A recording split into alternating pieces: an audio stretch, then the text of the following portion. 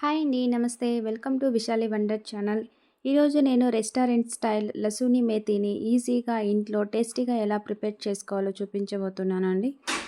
చపాతీలోకి, రోటీలోకి, నాన్ పుల్కాలోకి, అలాగే రైస్‌లోకి కూడా చాలా అంటే చాలా బాగుంటుందండి. నేను చూపించిన విధంగా ఇంట్లో మీరు ప్రిపేర్ చేసుకుంటే ఇంకెప్పుడు కూడా రెస్టారెంట్‌కి వెళ్ళి తినాల్సిన అవసరం లేదండి. ఈజీగా ఇంట్లోనే ప్రిపేర్ చేసుకోవచ్చునండి.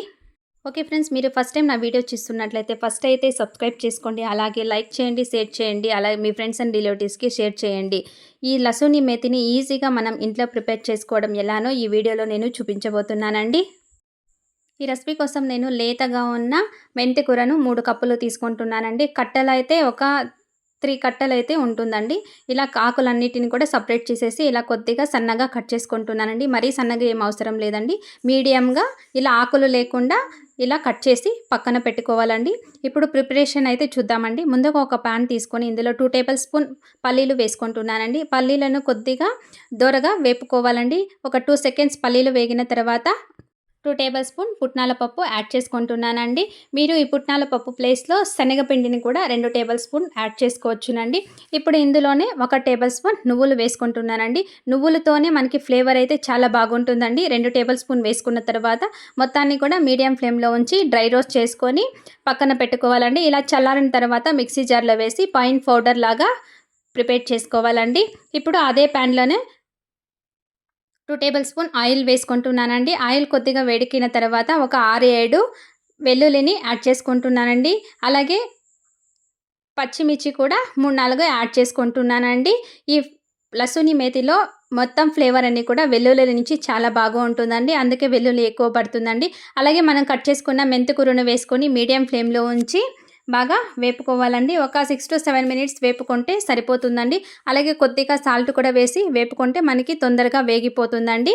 చూడండి, ఇలా మీడియం ఫ్లేమ్‌లో ఉంచి ఇందులోని వాటర్ అన్నీ కూడా ఇంకిపోవాలండి. ఒక 2-3 మినిట్స్‌లో అయితే మనకి పడుతుందండి. ఇలా ఫ్రై చేసుకొని పక్కన పెట్టేసుకోవాలండి. ఇప్పుడు ఇదే ప్యాన్‌లోనే మరో టేబుల్ స్పూన్ ఆయిల్ వేసుకుంటున్నానండి. ఆయిల్ కొద్దిగా హీట్ ఎక్కిన తర్వాత 1 టేబుల్ స్పూన్ లేదా హాఫ్ టేబుల్ స్పూన్ జీలకర్ర యాడ్ చేసుకుంటున్నానండి. జీలకర్ర కొద్దిగా చిటపటలాడిన తరువాత సన్నగా కట్ చేసి పెట్టుకున్న వెల్లుల్లి రెబ్బలు యాడ్ చేసుకోవాలండి. ఈ కర్రీలో వెల్లుల్లి ఫ్లేవర్ అయితే చాలా బాగుంటుందండి. తినేటప్పుడు అక్కడక్కడ తగులుతూ ఉంటే. చూసారుగా, వెల్లుల్లి వేసుకున్న తర్వాత దంచిన అల్లంని ఒక హాఫ్ టేబుల్ స్పూన్ వేసుకుంటున్నానండి. మనకి అల్లం వెల్లుల్లి పేస్ట్ ఉంటుంది కదండీ, అది వేయకుండా అల్లం మాత్రం కొద్దిగా దంచి ఒక హాఫ్ టేబుల్ స్పూన్ అయితే వేసుకుంటే సరిపోతుందండి. మరీ ఎక్కువేం అవసరపడదండి. ఇలా ఫ్రెష్‌గా దంచిన అల్లాన్ని కొద్దిగా వేసుకొని పచ్చివాసన పోయేంత వరకు వేపుకున్న తర్వాత సన్నగా కట్ చేసి పెట్టుకున్న ఆనియన్స్‌ని 2 యాడ్ చేసుకుంటున్నానండి. కొద్దిగా పెద్ద సైజు ఉన్న ఆనియన్స్ లేదా హాఫ్ కప్ అయితే మనకి సరిపోతుందండి. ఇలా కొద్దిగా మెత్తబడేంత వరకు మీడియం ఫ్లేమ్‌లో ఉంచి గోల్డెన్ కలర్ వచ్చేంత వరకు ఆనియన్స్‌ని వేపుకోవాలండి. ఆనియన్స్ వేగిన తర్వాత హాఫ్ కప్ టమోటా ముక్కలని కూడా యాడ్ చేసుకుంటున్నానండి. టమోటా ముక్కలు కూడా మెత్తబడేంత వరకు టమోటాలను బాగా మగ్గించుకోవాలండి. చూసారుగా, ఇలా మగ్గిన తర్వాత మనం ప్రిపేర్ చేసుకున్న పల్లి పౌడర్‌ని యాడ్ చేసుకోవాలండి. మీరు పేస్ట్ లాగా కూడా వాటర్ వేసి ప్రిపేర్ చేసుకోవచ్చునండి. నేను పౌడర్ లాగా తీసుకున్నానండి.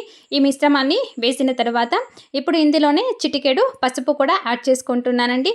ఇప్పుడు ఇందులోనే 1 ½ టేబుల్ స్పూన్ చిల్లీ పౌడర్‌ని యాడ్ చేసుకుంటున్నానండి. అలాగే 1 టేబుల్ స్పూన్ ధనియా పౌడర్‌ని, అలాగే 1 టేబుల్ స్పూన్ గరం మసాలా కూడా యాడ్ చేసుకుంటున్నానండి. ఈ మసాలాలన్నీ మాడిపోకుండా వేగడానికి కొద్దిగా వాటరు అలాగే సాల్ట్ కూడా వేసేసి ఇలా మీడియం ఫ్లేమ్‌లో ఉంచి బాగా వేపుకోవాలండి. మసాలా మాడిపోతే టేస్ట్ అయితే చేంజ్ అయిపోతుందండి. అందుకే కొద్దిగా వాటర్ వేసి మనం వేపుకుంటే పర్ఫెక్ట్‌గా మసాలా అన్నీ కూడా వేగిపోతుందండి.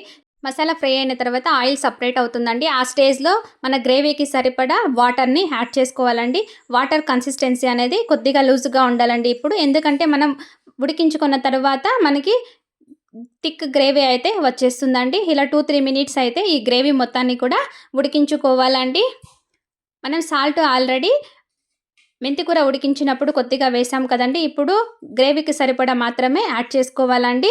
చూసారుగా, గ్రేవీ ఇలా మొత్తం కూడా ఇలా బాగా మరిగిన తర్వాత మనం ఫ్రై చేసుకున్న మెంతికూరను యాడ్ చేసుకోవాలండి. చూడండి, మెంతికూర వేసిన తర్వాత మొత్తాన్ని కూడా బాగా మిక్స్ చేసేసుకోవాలండి. ఇలా ప్రిపేర్ చేసి చూడండి. చాలా అంటే చాలా టేస్టీగా ఉంటుందండి. ఒక్క చపాతీ తినే వాళ్ళు కూడా 2, 3 చపాతీ తినేస్తారండి. రైస్‌లోకి కూడా సూపర్ టేస్టీగా ఉంటుందండి.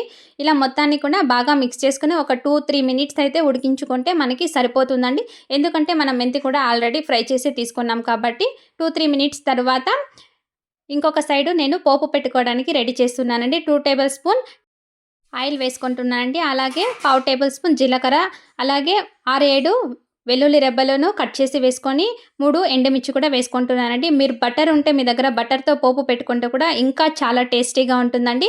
ఇలా వేగిన తర్వాత చివరగా ఒక half table spoon chilli powder వేసేసుకొని మన గ్రేవీలోకి వేసేసుకొని మిక్స్ చేసుకుంటే ఎంతో టేస్టీగా ఉండే లస్సూని మేతి అయితే రెడీ అయిపోయిందండి. చూసారుగా ఫ్రెండ్స్, ఇలా వేడి వేడిగా ప్రిపేర్ చేసుకొని మన రోటీలోకి, చపాతీలోకి, రైస్‌లోకి దేనిలోకైనా సర్వ్ చేసుకోవచ్చునండి. ఎంతో టేస్టీగా ఉండే లస్సూని మేతిని మీరు కూడా ఒకసారి నా స్టైల్‌లో ప్రిపేర్ చేసి చూడండి. చాలా అంటే చాలా బాగుంటుందండి. ఓకే ఫ్రెండ్స్, చూసారుగా ఈ వీడియో మీకు నచ్చినట్లయితే లైక్ చేయండి, షేర్ చేయండి, సబ్స్క్రైబ్ చేసుకోండి. మీ ఫ్రెండ్స్ అండ్ రిలేటివ్స్‌కి తప్పకుండా షేర్ చేయండి. Thank you for watching. Take care. Bye.